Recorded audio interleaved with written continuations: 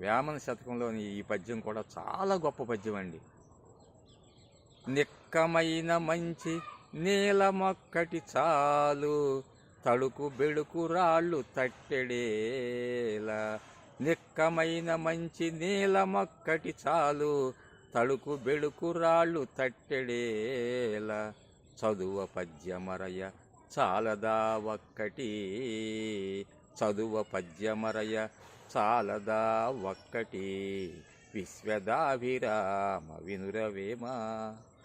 చూశారండి, మంచిది నిజమైన ఒక్క నేలమణి సరిపోతుందంటండి.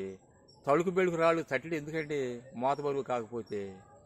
అలాగే ఏ పద్యమైనా సరే ఒక్క నీతి పద్యాన్ని చదువుకుని దాని భావాన్ని అర్థం చేసుకుని మరి దాన్ని గనక మనం నిజ జీవితంలో ఆచరించగలిగితే ఎవరైనా సరే గొప్పోళ్ళు అయిపోతారండి.